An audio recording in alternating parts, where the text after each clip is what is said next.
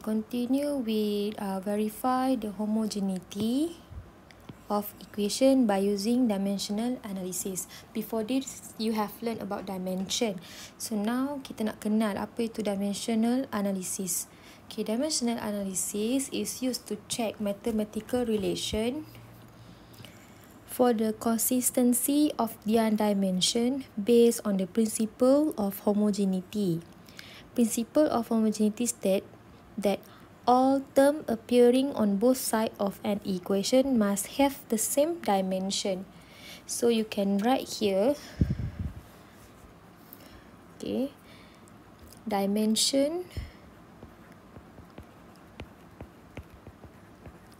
of the left hand side must be equal with the dimension of the right hand side. Barulah dia obey principle of homogeneity. Okay. Alright, so the uses of dimensional analysis are, ada 3 kegunaan dia. Okay, yang pertama, kita boleh determine whether physical equation is correct or not. Okay, selalunya kalau tak correct, kita pun tak gunakan equation tu kan. Selalunya equation yang kita supply tu memang dah homogeneity dah. Homogen, kita panggil homogen. Okay. And then to determine the unit of the physical quantity. And then to derive ataupun construct physical equation. Okay, so ingat dimensional. Okay, dimensional cannot be added or subtract.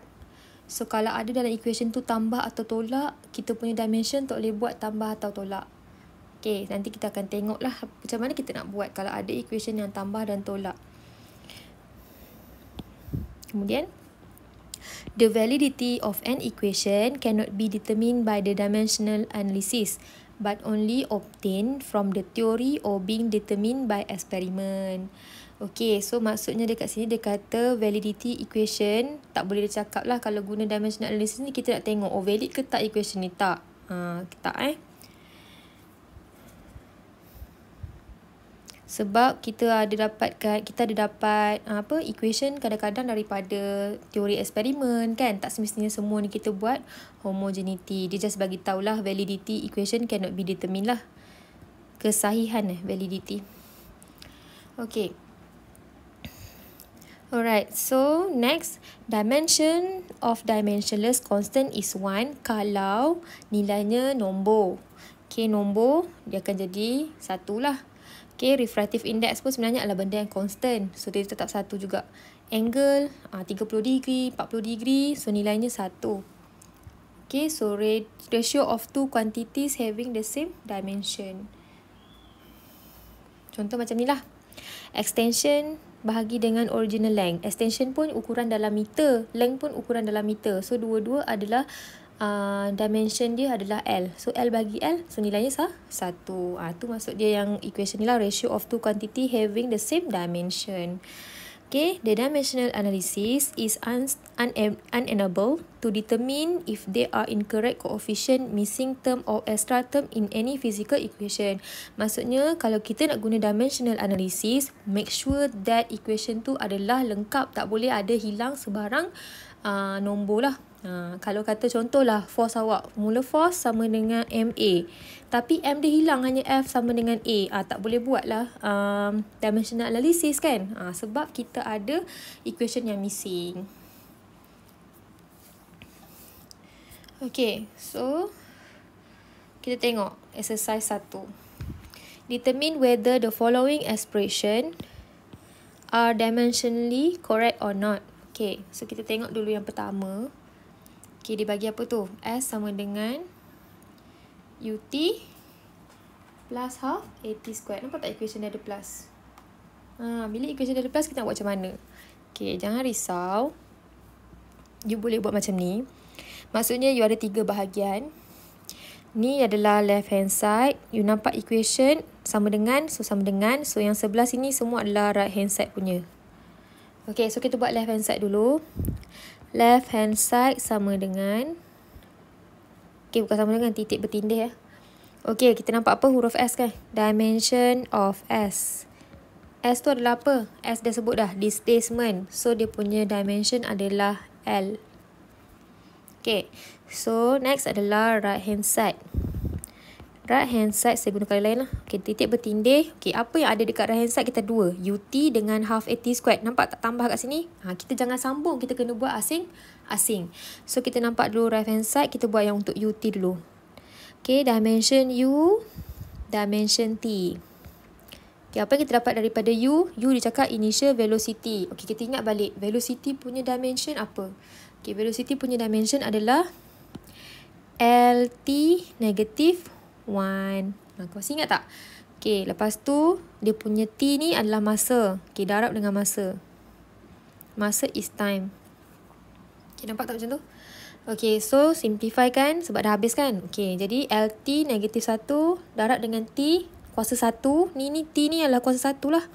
Negatif 1 tambah, negatif 1 tambah 1 dah dapat kosong lah. So, dia akan jadi L. Negatif 1 tambah 1 jadi kosong. Bila T kuasa kosong, ni adalah nilainya 1. So, 1 darab dengan L, nilainya adalah L. Okay, jangan salah faham pula. Okay, next adalah right hand side juga. Tapi ada half AT. So, half A dimension of acceleration and dimension of time. Okay, kita tengok apa jadi. Okay, half adalah nombor constant. So, nilainya adalah 1. Okay, A adalah apa nama A? Acceleration. So, what dimension of acceleration? LT negative 2. Okay, so darab dengan T. T dimension dia, dimension time adalah T besar. Okay, sama dengan LT negative 2 darab dengan T. So, dia akan jadi, okay, T dia ada kuasa 2. Saya tertinggal. T kuasa 2 kan? Okay, T kuasa 2. Kuasa 2 kat belakang. So, T ni dimension dia adalah T. Betul ada kuasa 2. Kita kena darab kuasa 2. Okay, so LT negatif 2 darab dengan T kuasa 2, dia akan jadi juga L. Sebab negatif 2 tambah kuasa 2, dia akan jadi kosong. T kuasa kosong adalah 1. 1 darab dengan L, nilainya L. Nampak tak? Semua dekat belakang ni sama. Nampak huruf L. Okay, bila semua ni right hand side dengan left hand side sama, okay, awak kena tulislah ayat dia. Okay, ayat dia adalah dimension, dia panjang sikit lah kena tulis, of the right hand side is equal to dimension of the, mana terbalik pula dah. Sorry. Awak tulis right hand side dulu lah, sebab awak buat right hand side dulu. Left hand side dulu. Okay, dimension of the left hand side is equal to dimension of the right hand side. Okay. So, kita nak cakap apa? The equation above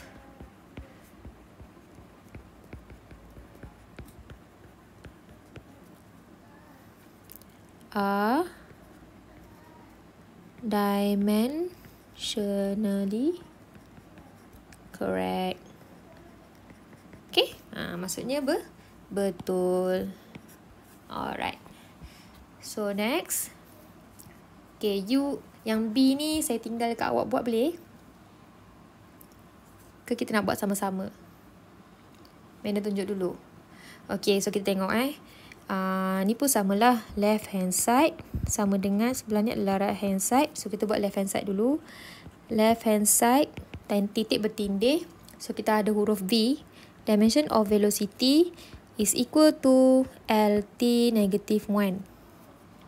Okay, habis yang left hand side, kita buat right hand side, titik bertindih. Okay, right hand side, titik bertindih. Okay, right hand side. Okay, apa dekat right hand side, kita ada huruf U. Dimension of U. U adalah initial velocity. Okay, so dia punya ni adalah LT negative 1 juga.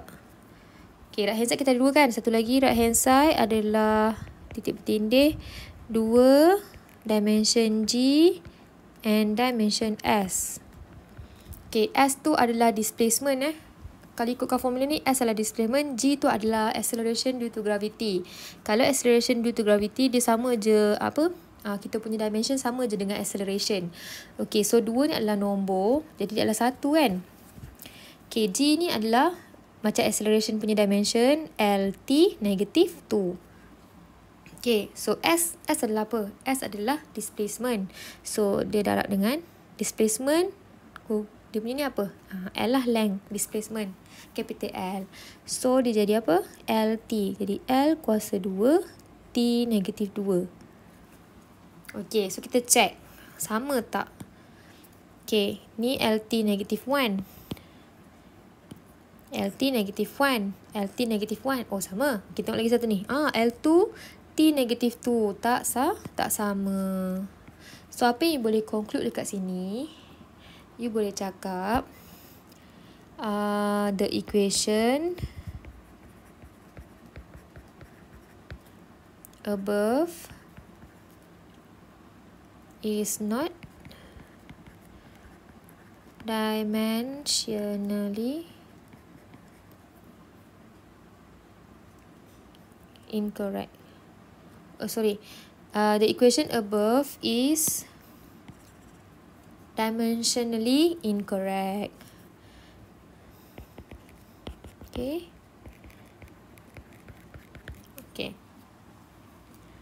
Alright, so seterusnya yang C. Okay, C ni dia pelik sikit sebab dia ada kuasa kan, jadi kita kena simplify dulu equation dia. Okay, so kalau Madam akan simplify dululah. Okay, macam mana nak simplify ni? Okay, Madam ubah dulu. Okay, T sama dengan 2 pi. Nampak tak set? Set ni kalau kita pindah, dia akan jadi L over G power of setengah. Okay, nampak power setengah. Tapi saya nak dapatkan G ni lebih ke atas. Dia akan jadi 2 pi L kuasa setengah. Okay, L kuasa setengah.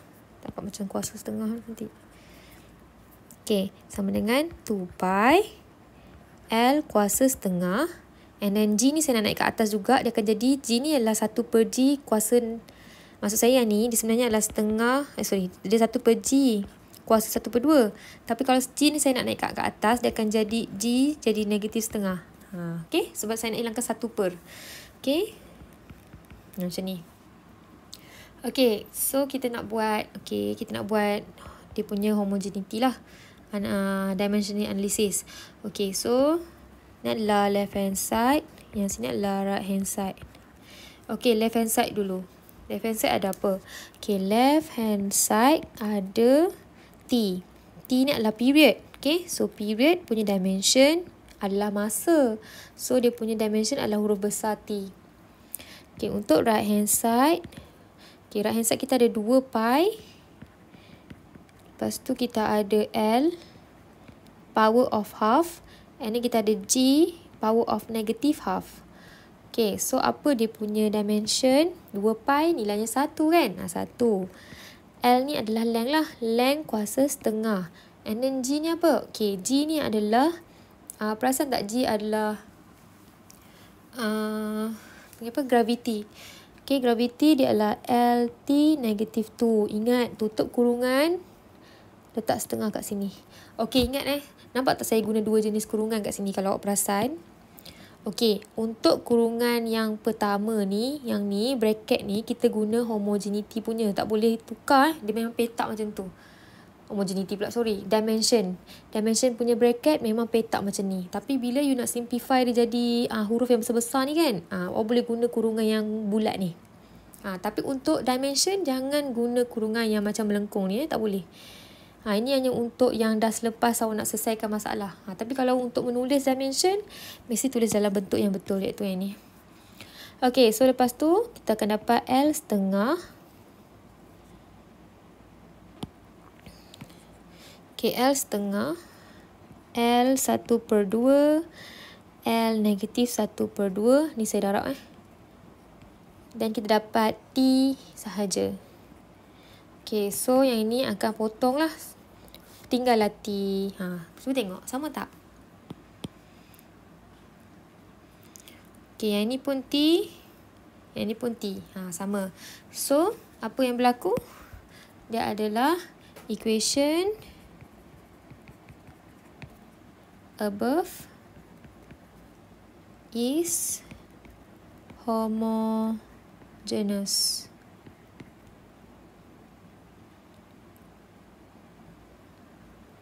Okey.